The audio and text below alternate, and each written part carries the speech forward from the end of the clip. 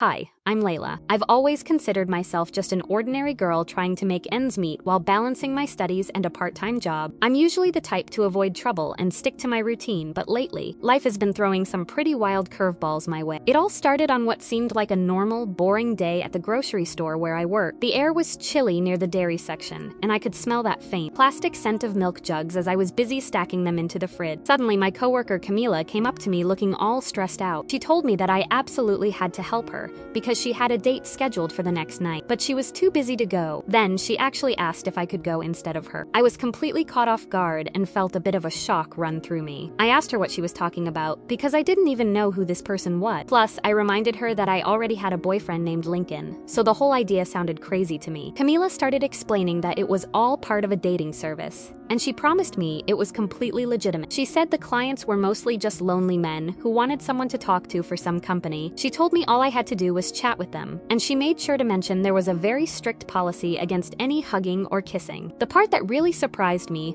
was when she said they would pay me at the end of the night. Honestly, I just thought, no thanks. There was no way I was going to do something like that. But then things got worse after my shift ended. I walked home and felt my heart sink when I saw my landlady lingering right in my doorway, looking impatient. The moment she saw me, she started yelling at the top of her lungs, complaining that I still owed her 5 months of rent. She threatened me, saying that if I didn't have the money by the end of the week, she would kick me out on the street. I felt so desperate and tried to beg her for just a little more time, but it was pointless. She wouldn't listen to a single word I said. I went back to my room and just collapsed onto my bed, feeling the weight of the world on my shoulder. I was panicking and my mind was racing a mile a minute. I kept asking myself what I was supposed to do and where on earth I could find that much money on such short notice. The room felt smaller as I paced back and forth, looking at my empty bank account on my phone. Then Camilla's weird dating service popped into my head. I hesitated for a second, but honestly, it looked like I was completely out of choices. I couldn't end up homeless, so with a shaky hand, I picked up my phone and called her to say I'd do it. I told her I was in and that I'd go on the date for her. So there I was, getting ready for the weirdest night of my life. I stood in front of my mirror, staring at the most basic dress I could find in my closet, trying to look presentable, but not like I was trying too hard. My hands were shaking so much I could barely zip it up. I felt incredibly nervous since I had absolutely no idea what I was supposed to say,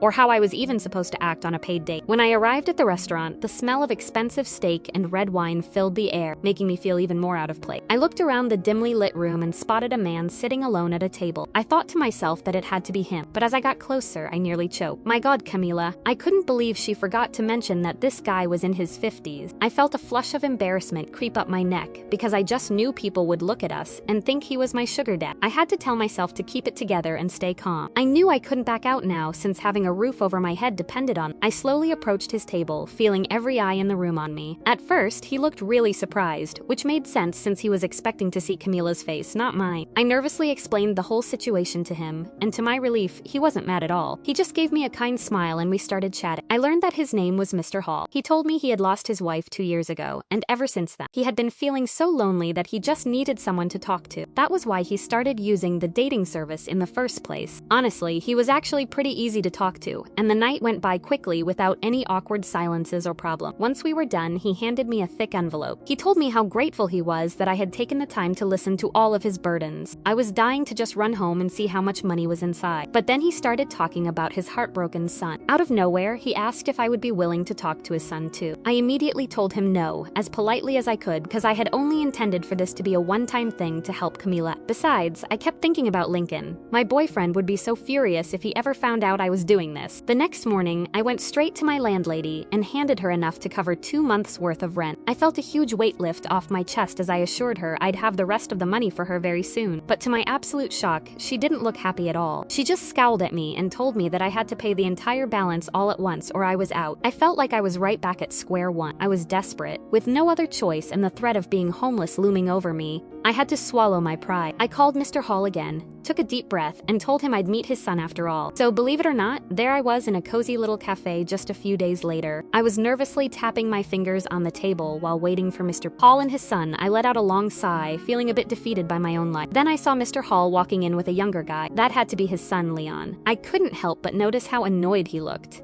His brows were furrowed and he seemed like he'd rather be anywhere else on Earth. I tried to be polite, so I stood up and introduced myself, telling him it was nice to meet him. He didn't even try to be civil, he just told me to save the small talk. He made it very clear that he was only there because his father had forced him to, so he just wanted to get it over with as quickly as possible. Mr. Hall looked a bit embarrassed and thanked me for coming, then introduced him as Leon and asked me not to mind his son's terrible attitude. Once Mr. Hall left us alone, the silence was deafening. Man, Leon was such hard work. Every time I tried to ask him a question to get us talking, he just shrugged his shoulders or let out an annoyed snort. When he finally decided to open his mouth, it was only to be sarcastic. He asked me if the money was worth. I was stunned by how rude he was. Before I could even process that, he kept going, saying that I must be really desperate and asking if I felt any shame for what I was doing. I was boiling with anger because he was easily the rudest person I had ever met in my entire life. But inside, a part of me winced because he was right. I was desperately in need of money. I took a deep breath to calm my racing heart and just started telling him about my life. When the time was finally up, I said goodbye and practically ran out of there. I thought that unpleasant experience was the end of it, but I was so wrong. Mr. Hall called and asked me to meet Leon several more times. I wasn't in a position to argue since I still needed the cash to pay my bill, but Leon was truly getting on my nerve. Every time we met, he would just slouch in his seat, making loud slurping noises with his drink, and say absolutely nothing. Because of that, I had to do all the work. I ended up rambling about everything me past, my family, my friends, and even what I hoped for in the future. Leon just sat there, supposedly listening to it all. Luckily, it finally ended. Hall paid me, so I figured I would never have to see Leon again. Since I had been so busy with Miss Hall and Leon over the last few weeks, I realized I hadn't spent much quality time with Lincoln. I really missed him, so when the weekend rolled around, I invited him over to my place. I even spent the afternoon cooking a nice meal for him, hoping we could just have a normal, romantic night together. For the most part, our date night was just like how I planned it. After dinner, we curled up on my old comfy couch, hugging each other while some movie played in the background. It felt so nice to just breathe and be with him after all that stress. But then, the mood shifted. Lincoln's body went a bit stiff, and he said in this really serious tone that we needed to talk. I felt my stomach drop, wondering what could be wrong. Before he could say another word, my phone started buzzing loudly. I looked down and saw it was Mr. Hall. I panicked and quickly rushed out to the balcony, feeling the cool night air hit my face as I picked up. He told me he wanted me to be Leon's +1 at his eldest son's wedding, and the kicker was that he was willing to pay me double. I groaned internally because the idea sounded absolutely awful, especially after how Leon had treated me. But then I thought about my life besides that looming rent. I had college fees piling up and groceries to buy. My measly paycheck from the store barely covered anything. So with a heavy heart, I reluctantly told him I'd do it. When I walked back inside, the room felt a bit tense. I looked at Lincoln and asked him what it was he wanted to tell me earlier. He seemed to hesitate for a second before saying that he had to go away on a business trip for 2 weeks. In a weird way, I felt a wave of relief wash over me. I thought that maybe this was for the best, since I could go to the wedding with Leon without having to worry about my boyfriend finding out and getting hurt. But then the guilt hit me like a ton of bricks.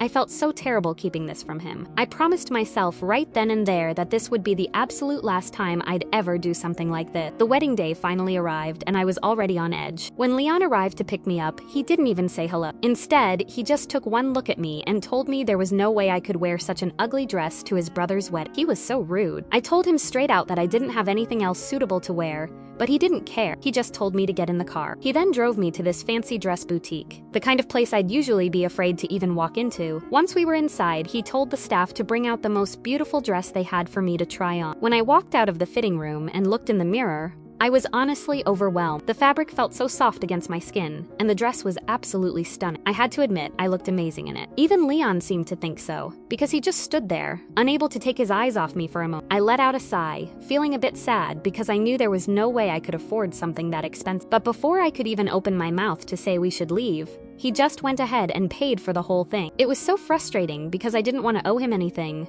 but at the same time, I was wearing the most beautiful thing I'd ever owned. So we finally got to the church. I sat there in the wooden pew, feeling the heavy floral scent of all those wedding flowers filling the room. Leon was already busy flirting with some girls nearby, and I couldn't help but roll my eye. Thank God Lincoln wasn't a jerk like him. Then the music started, everyone took their seats, and the ceremony began. I watched the groom walk down the aisle toward the altar, wearing this perfectly fitted suit. I was just thinking to myself how nice it must be to be that rich when my heart stopped. I looked closer and felt like the floor had opened up beneath me. It was Lincoln, my Lincoln. Our eyes met for a split second, and he looked just as terrified and shocked as I felt. But instead of stopping everything or running to me to explain why he was standing there as the groom, he just looked away. He ignored me and went right on with the wedding. I had to sit there, frozen, watching them say their vows and exchange rings. When they finally kissed, I honestly thought I was going to faint right then and there. I couldn't even breathe properly. Later at the reception, things got even worse. Leon dragged me over to where Lincoln was standing, and of all things, introduced me to him as his girlfriend. It was beyond awkward. I could hardly look either of them in the eye. Luckily, some pretty girl caught Leon's eye and he wandered off to talk to her,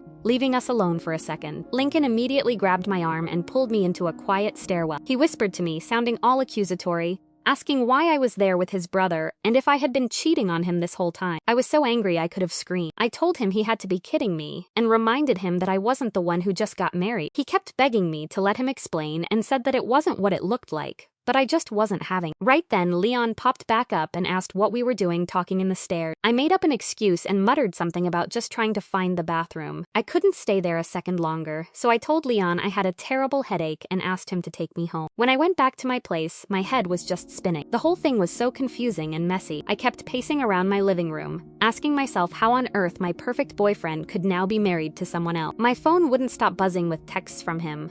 He kept saying how much he wanted us to meet up and talk things over. I let out a long, heavy sigh looking at the screen. As much as I was hurting, I figured I at least needed to hear him out and get some real answers. The next day, I met Lincoln at the museum. It was the place where we had our very first date, so being there just made my heart ache even more. We stood there among the quiet exhibits as he finally opened up. He explained that his new wife, Sandra, is the daughter of this incredibly influential businessman who owns one of the biggest corporations in town. Apparently, Lincoln's family company was drowning in debt, and his dad had basically forced him to marry Sandra just to keep the business from going under. Lincoln looked at me so desperately and begged me to believe that he didn't have any feelings for her. He told me it was strictly business and that I was the only person he truly loved. He kept pleading with me not to leave him, promising that as soon as the company was back on track, he would file for a divorce and come back to me for good. I know. You probably think I'm totally crazy for even listening to him, but I realized I still loved him so much. I tried to justify it to myself. If the marriage was just a temporary sacrifice to save his family's legacy, then that made it okay, right? He gave me a quick kiss goodbye and left. But after that day, everything felt different. Lincoln completely changed. Every time I tried to text or call him, he'd brush me off, saying he was too busy and promising to call me back later. But he never did. I started to think that maybe his new married life was a lot more preoccupying than he'd let on. As if I wasn't already frustrated enough, I had to deal with Leon constantly showing up at my apartment and bothering me. One night, he even stumbled to my door completely drunk, rambling and complaining about his ex-girlfriend who had just married someone else. I just rolled my eyes at him, thinking his drama was nothing compared to the fact that my actual boyfriend was currently a married man. I tried my best to kick him out, but he was so far gone that he fell fast asleep right there on my couch. When I walked into the kitchen the next morning, I found Leon standing there, holding a framed photo of me and Lincoln. He looked at it, then back at me,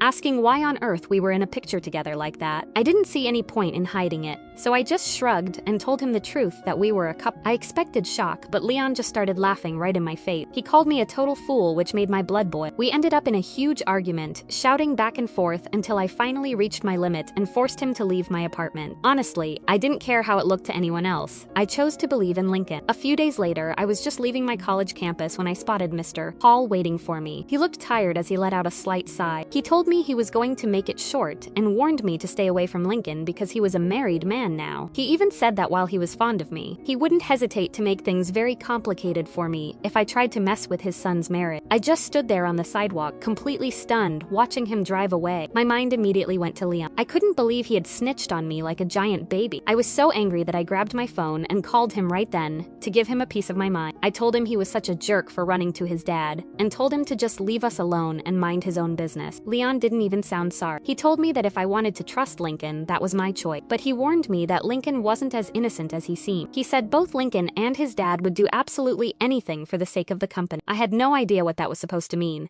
and I was too fed up to care. So I just hung up before he could say another word. The fact that Leon didn't even try to deny what he did made me even more furious. I wasn't going to let them tear us apart. I knew I had to fight for what Lincoln and I had. The very next day, I was so fueled by adrenaline that I walked straight into Mr. Hall's office, ignoring his secretary, who was desperately trying to block my path. I marched right up to his desk and told him to his face that I would never give up on Lincoln, no matter how much he tried to threaten me. I looked him in the eye and told him that forcing his own son into a marriage just to save a business made him a total coward. I expected him to be angry, but instead, Mr. Hall just burst out laughing.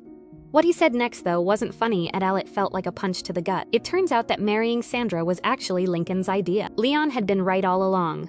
Both of them were willing to do anything for that company. And to make matters worse, Leon hadn't snitched on me at all. Mr. Hall had seen us talking at the wedding and hired a private investigator to look into it. I realized right then that I had been completely wrong about Leon. Just as I was processing all of this, the door opened and Lincoln walked in. He stopped dead in his tracks the second he saw me. He stammered, asking what I was doing there, but I didn't let him finish. I called him exactly what he was, a liar, and told him I couldn't believe I had ever trusted him. He started begging me to hear him out, but I'd heard enough. I reached over, grabbed the iced coffee sitting on Miss Hall's desk, and splashed the whole thing right in Lincoln's lying face. I told him we were done, turned on my heel, and walked out of that office without looking back. Feeling like a massive fool, I rushed to the nearest bar, desperate to just drown my sorrows and forget everything. I was sitting at the sticky counter, about to down my 4th shot of tequila, when a hand reached out and stopped me. I snapped, thinking it was Lincoln again. I tried to push him away, shouting for him to just leave me alone, but when I finally looked up, it wasn't Lincoln at all. It was Leon. I completely broke down right there. My chest felt tight and I was sobbing hard. I just let it all out how I'd blamed him for everything, called him a snitch, and treated him like a jerk. I felt so ashamed of how I judged him that I told him he really should hate me. But Leon didn't get angry. He just looked at me with this quiet, sincere expression that made the rest of the room go silent. Then he told me very simply that he liked me. Hearing that made my heart drop. I just sat there, completely stunned,